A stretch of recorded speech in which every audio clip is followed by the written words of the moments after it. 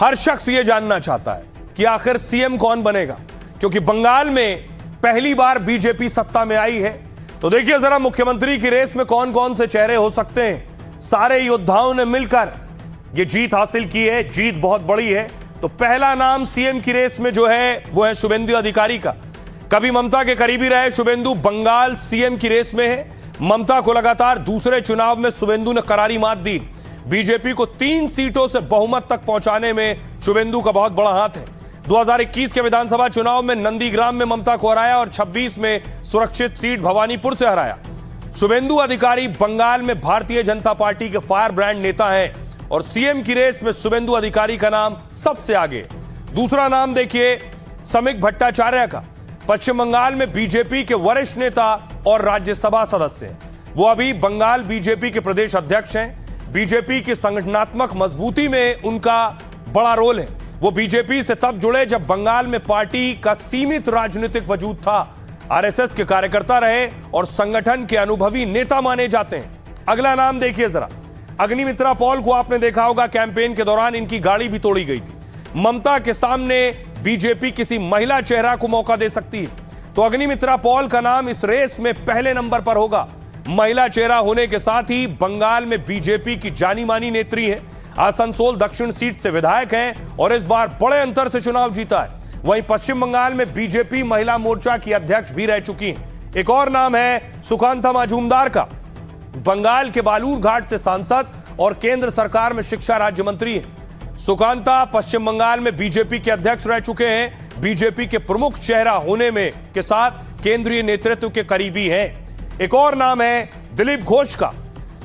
दिलीप घोष बंगाल में बीजेपी के सबसे दिग्गज नेताओं में से एक हैं। पश्चिम बंगाल में बीजेपी के अध्यक्ष रह चुके हैं। 2016 में उन्होंने विधानसभा और 2019 में लोकसभा चुनाव जीता।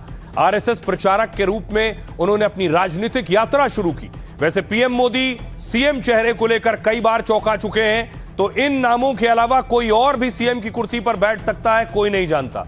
लेकिन हम ग्राउंड पर गए, यानी बंगाल में गए, बंगाल के लोगों से पूछा, क्योंकि बंगाल के लोगों ने ही जिताया है, तो बंगाल के लोग किसे मुख्यमंत्री चाहते हैं, सुनिए। मुझे लगता है कि अभी शुभेंदु अधिकारी सब कुछ चेंज कर पाएगा। जो हो रहा है अभी वेस्ट बंगाल में सब कुछ चेंज हो जाएगा। शंकर घोष को देखना यूँ चाहते हैं कि शंकर घोष आदमी एकदम बहुत ही अच्छा है।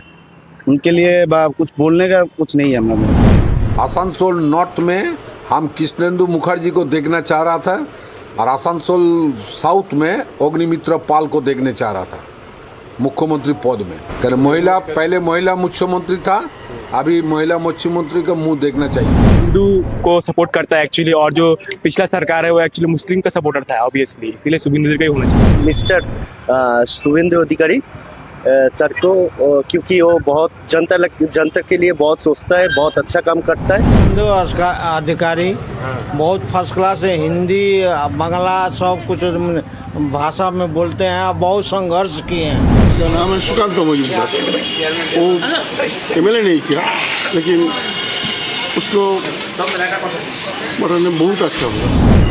शुभेंदु जी रहना चाहिए, बहुत जूझे हैं, बहुत लड़े हैं, और बाकी मोदी जी जो करेंगे अच्छा ही करेंगे। झटका तो देंगे मोदी जी, वो कुछ ऐसा नया चेहरा लाएंगे, विश्वास है।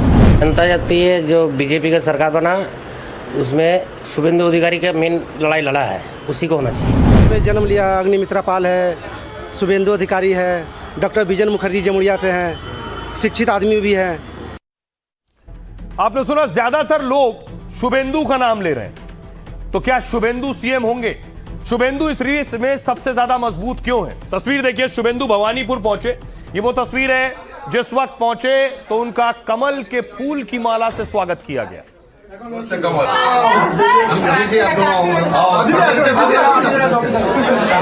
भवानीपुर के लिए माला कमल।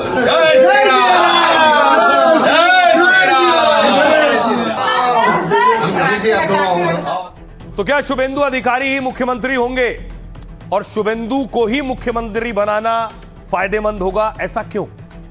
मैं आपको बताऊं, बंगाल में ममता बनर्जी को हराना सबसे बड़ी चुनौती है और यह चुनौती अपने कंधे पर शुभेंदु अधिकारी ने ली। फिर 2021 में नंदीग्राम में ममता को हराया, 26 में भवानीपुर में ममता को हराया, सोचिए, ममता बनर्जी 7 बार सांसद और 3 बार की विधायक है। पूरे सियासी करियर में वो सिर्फ 3 बार हारी हैं और उसमें से 2 बार शुभेंदु अधिकारी ने हराया। बंगाल में ममता को उन्हीं के अंदाज में चुनौती देने वाला एक ही शख्स है शुभेंदु अधिकारी। ममता की तरह आक्रामक तेवर और सड़क पर सियासत की है। 6 साल पहले जब बीजेपी में आए तो बंगाल में पार्टी सिर्फ 3 सीटों पर थी बीजेपी। शुभेंदु ने ममता को घेरा और बीजेपी को जमीन पर बढ़ाया। साल भर में बीजेपी की सीट 3 से बढ़कर 77 पर पहुंच गई। 2021 चुनाव के बाद शुभेंदु की ताकत और बढ़ती चली गई। लगातार टीएमसी को विधानसभा के अंदर और बाहर घेरते रहे। 2020 तक शुभेंदु ममता के सबसे भरोसेमंद और पावरफुल थे। ममता सरकार में सोचिए, शुभेंदु अधिकारी के पास 5 अहम विभाग थे और ममता की हर रणनीति को बखूबी समझते रहे और इसी वजह से ममता को घेरने में शुभेंदु को कम से कम महारत हासिल है। संदेश खाली, आरजी कार और दुर्गा पूजा हिंसा जैसे मुद्दों पर घेरा। शुभेंदु ने लगातार पश्चिम बंगाल में यात्राएं कर माहौल बनाया और खुद को ममता जैसा जुझारू और गद्दावर साबित किया है। ममता जैसा कद बना लिया तो पद के भी सबसे बड़े दावेदार बन गए शुभेंदु अधिकारी। और कई बार इस तरह का इशारा भी मिला गृह मंत्री की तरफ से भी, और कहा जाता है कि खुद गृह मंत्री अमित शाह ने शुभेंदु से कहा कि भवानीपुर जाओ और वहां से लड़ो। सुनिए जरा क्या कहना है शाह। शुभेंदु दा हमारे नंदीग्राम से लड़ना चाहते थे। मैंने शुभेंदु दा को कहा था कि सिर्फ नंदीग्राम नहीं, ममता के घर में जाकर उसको हराना। ये बहुत जरूरी था। ममता बनर्जी का हराना बहुत जरूरी था। ममता बनर्जी का राजनीतिक संन्यास अभी हो गया है। 21 में नंदीग्राम में हारी, इस बार हार गया। इस बार भी हारा 15,000 से ज्यादा वोट से। उन्होंने 15 राउंड तक थी। जब उनका मार्जिन खत्म करके मैं 536 वोट से आगे निकल गई, तब उन्होंने भागना चालू कर दिया। अब बड़ा सवाल यह है कि शुभेंदु अधिकारी मुख्यमंत्री बनेंगे, लेकिन तब बनेंगे जब ममता इस्तीफा देंगी। लेकिन ममता बनर्जी तो कह रही है कि वो इस्तीफा नहीं देंगी। एक नया बवाल, कह रही আমি इस्तीफा ना देबो। नो যে আমি কি রেজিগনেশন দিতে হবে, नो नॉट दैट। যে আমি কি রেজিগনেশন দিতে হবে, नो नॉट दैट। যে আমি কি রেজিগনেশন দিতে হবে, no not that. Now also I want to say that. अब आपको बताऊं, ममता बनर्जी अगर इस्तीफा नहीं देंगी तो फिर क्या होगा? क्या शुभेंदु अधिकारी मुख्यमंत्री नहीं बन पाएंगे? विकल्प क्या है, आइए आपको बताऊं। नतीजों के अगले ही दिन ममता बनर्जी ने बड़ा ऐलान कर दिया है। कहा, हम बंगाल में चुनाव हारे नहीं हैं, हमें हराया गया है। जब हारे नहीं तो फिर इस्तीफे का सवाल नहीं उठता। मैं लोक भवन जाकर अपना इस्तीफा नहीं दूंगी। हमारी लड़ाई बीजेपी से नहीं, विलेन चुनाव आयोग है। बीजेपी ने चुनाव आयोग की मदद से 100 सीटें लूटी हैं। मैंने अपनी जिंदगी में ऐसा चुनाव कभी नहीं देखा। काउंटिंग सेंटर पर मेरे पेट और पीठ पर लात मारी गई। सीआरपीएफ और बाहर के गुंडों ने हमारे काउंटिंग एजेंट को मारा है। लेकिन बीजेपी के अत्याचारों को अब और बर्दाश्त नहीं करूंगी। मैं फिर से सड़क पर उतरूंगी, अपने तरीके से काम करूंगी। सोनिया, राहुल, अखिलेश और केजरीवाल से फोन पर बात की है। मैं इंडिया गठबंधन के साथ हूं और इसे मजबूत करूंगी, लेकिन सीएम पद से इस्तीफा नहीं देने वाली हूं। अब देखिए, अगर इस्तीफा नहीं देंगी तो फिर विकल्प क्या बचा? गद्दी से कैसे हटेंगी? दूसरा मुख्यमंत्री कैसे बनेगा? इस्तीफा ना दिया तो पहली चीज पद से बर्खास्तगी हो सकती है, यानी बहुमत खोने या चुनाव हारने पर सीएम इस्तीफा देते हैं। ऐसा ना करना संवैधानिक मशीनरी की विफलता माना जाता है। संविधान के तहत राज्यपाल ममता को बर्खास्त कर सकते हैं, क्योंकि इलेक्शन कमीशन ने अधिसूचना और जनादेश जारी कर दिया है। दूसरा विकल्प है विश्वास मत। राज्यपाल सीएम को बहुमत साबित करने को कह सकते हैं। ममता चुनाव में हार चुकी हैं तो बहुमत साबित नहीं कर पाएंगी और सदन में अविश्वास प्रस्ताव के जरिए उन्हें हटाया जा सकेगा। तीसरा तरीका है बिना हटाए नया सीएम। बंगाल विधानसभा का कार्यकाल 7 मई 2026 को खत्म हो रहा है। बीजेपी की नई सरकार का शपथ ग्रहण 9 मई को होना है। इसलिए ममता इस्तीफा नहीं देंगी तो भी असर नहीं पड़ेगा, क्योंकि पुरानी विधानसभा का 5 साल का कार्यकाल पूरा हो जाएगा। ऐसे में राज्यपाल विधानसभा को भंग कर सकते हैं। चुनाव आयोग ने जिन्हें जीत का प्रमाण पत्र दिया है वही मान्य होगा। मतलब ममता के इस्तीफा दिए बिना भी नया सीएम बन सकता है। इसलिए ममता जो कह रही है उससे परेशान होने की जरूरत नहीं है। सुनिए जरा ममता बनर्जी। কেন কিসের জন্য? मैं हारी नहीं हूं, क्यों रिजाइन करूं? मैं अगर हारी होती जो रिजाइन करती, अभी तो सवाल ही नहीं है। তাহলে আমি রেজিগনেশন खत्म हो जाएगा विद इन 24 आवर्स, इसको बर्बाद हो जाएगा, खत्म हो जाएगा। ये भ्रष्टाचारी परिवारवादी पार्टी, इसका कोई आइडियोलॉजी नहीं है। आईपैक, कुछ पुलिस और कुछ गुंडा, खास करके एक समुदाय का कुछ गुंडा के ऊपर इसका पार्टी था। ये पार्टी खत्म हो जाएगा। जी का कैरेक्टर ही ऐसा है, हर चीज उल्टा बोलते हैं। ये नहीं करने देंगे, वो नहीं करने देंगे, वो नहीं मानेंगे, लेकिन सब हो गया है।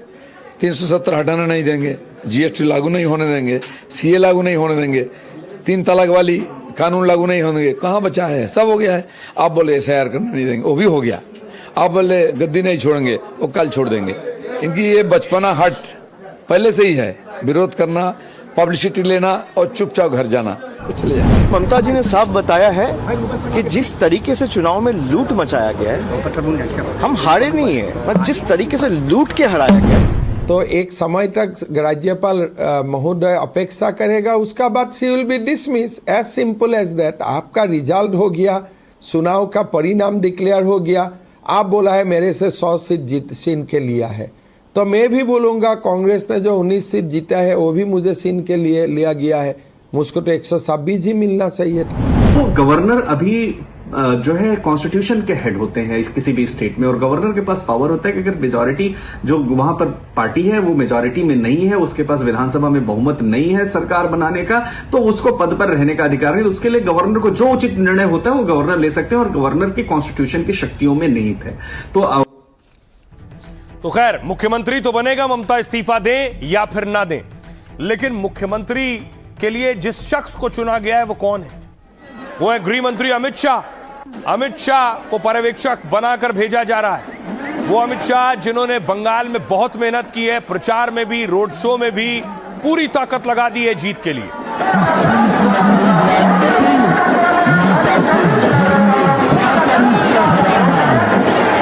अब देखिए ताजपोशी की तैयारी है और गृह मंत्री अमित शाह को जिम्मेदारी दी गई। ऐसा क्यों? बंगाल में बीजेपी सरकार का शपथ ग्रहण 9 मई को होगा और 9 मई को गुरुदेव रविंद्रनाथ टैगोर की 165वीं जयंती है, इसलिए चुना गया 9 मई की तारीख को। बीजेपी ने अपने संकल्प पत्र में टैगोर जी से जुड़ी कविता शामिल की थी। टैगोर जी ने लिखा था, जहां मन भयमुक्त हो और सिर गर्व से ऊंचा हो। मोदी शाह टैगोर का बंगाल बनाने और भय को हटाने का भरोसा दिलाते रहे। टैगोर जयंती पर शपथ से बीजेपी का संदेश बंगाली अस्मिता से जुड़ने का है और सीएम चुनने की जिम्मेदारी अब गृह मंत्री अमित शाह को मिली है। बीजेपी ने विधायक दल का नेता चुनने के लिए गृह मंत्री अमित शाह को पर्यवेक्षक बनाया है। बीजेपी के बंगाल विजय के लिए शाह ने चाणक्य की तरह रणनीति अपनाई। बंगाल में सबसे ज्यादा 43 रैलियां, 11 रोड शो, दर्जनों बैठकें की। चुनाव से पहले शाह ने बंगाल में करीब 15 दिन तक डेरा डाल दिया। दिन में वो तूफानी रैली, रोड शो और प्रचार करते, जनता से मिलते थे और देर रात तक संगठन की बैठक में नेताओं कार्यकर्ताओं को मंत्र देते थे। मतलब बंगाल में पार्टी से लेकर जनता तक की नब्ज अमित शाह जानते हैं। पहली बार बंगाल में बीजेपी की सरकार बनी तो सीएम के कई दावेदार हैं। कुछ ऐसे चेहरे भी हैं जो सालों से बीजेपी के साथ हैं, लगातार कड़ी मेहनत की है। ऐसे में सीएम चुनना और पार्टी के बड़े दावेदारों को मनाना बहुत बड़ी चुनौती भी है, लेकिन अपने अनुभव और बंगाल पर पकड़ के चलते वो कड़े फैसले ले सकते हैं। ऊपर से शाह ने एक तरीके से बंगाल में बीजेपी का रणनीतिक नेतृत्व किया है, इसलिए बंगाल पर अमित शाह का फैसला पार्टी में सर्वमान्य भी होगा।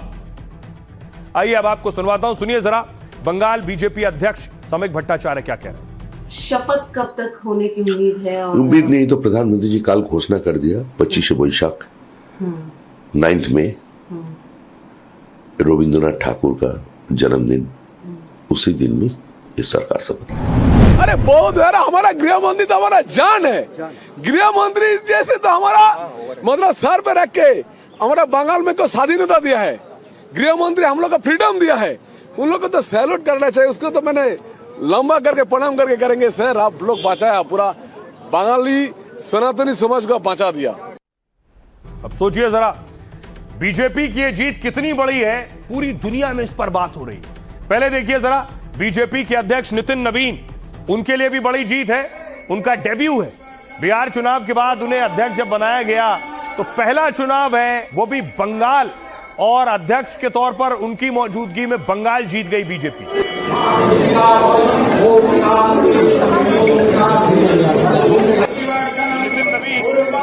दिल्ली के आज कालीबाड़ी मंदिर पहुंचे थे।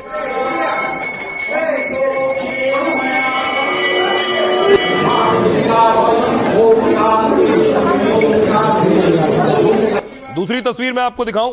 अब देखिए जरा, इसका जश्न सिर्फ बंगाल में नहीं मन रहा है, देश के दूसरे बीजेपी शासित राज्यों में भी वही खुशी है। तस्वीर देखिए जरा, योगी आदित्यनाथ मिठाई खा रहे हैं और मिठाई खिला रहे हैं, देवेंद्र फडणवीस झालमुड़ी खा रहे हैं।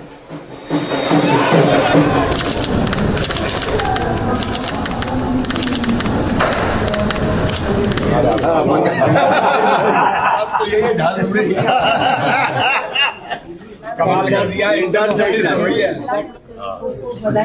जी भैया,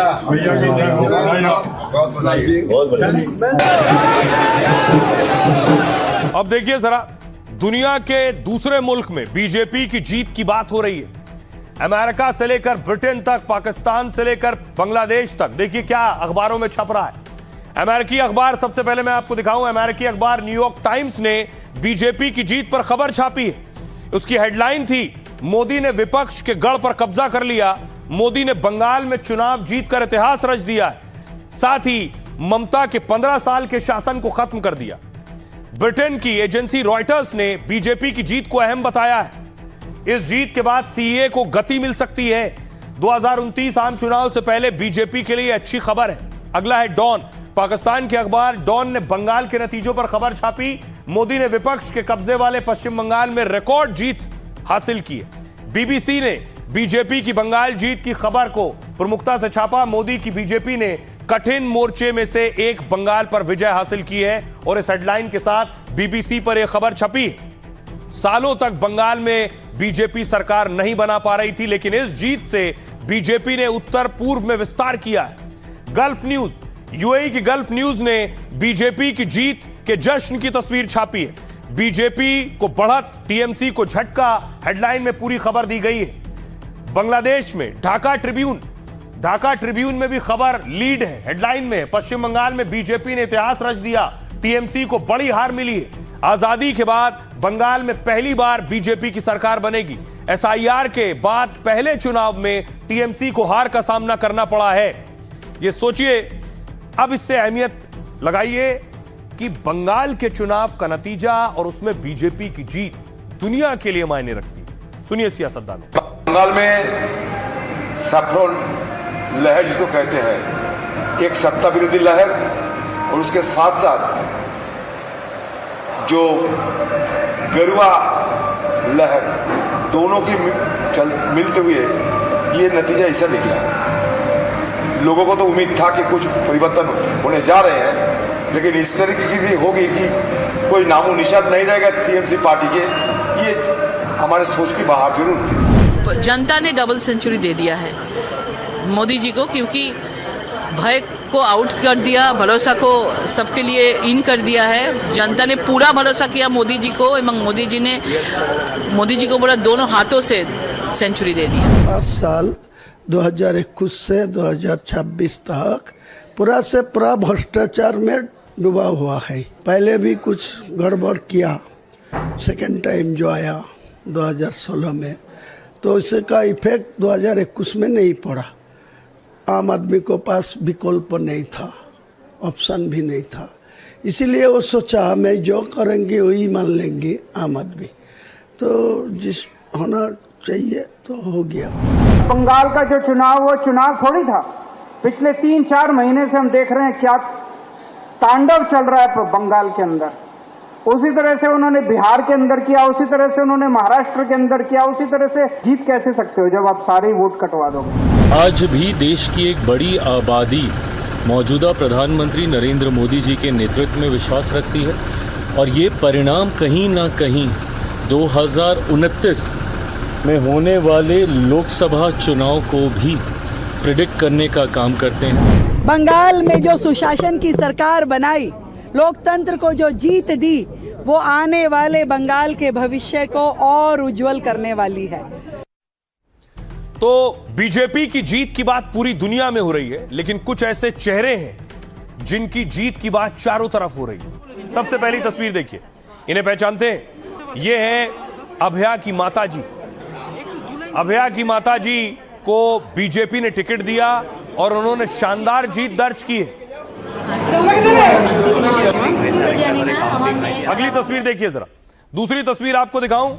दूसरी तस्वीर है, ये देख रहे हैं आप। दूसरी तस्वीर की कार्यकर्ता और वो उम्मीदवार जो जीत गए वो भावुक हो गए।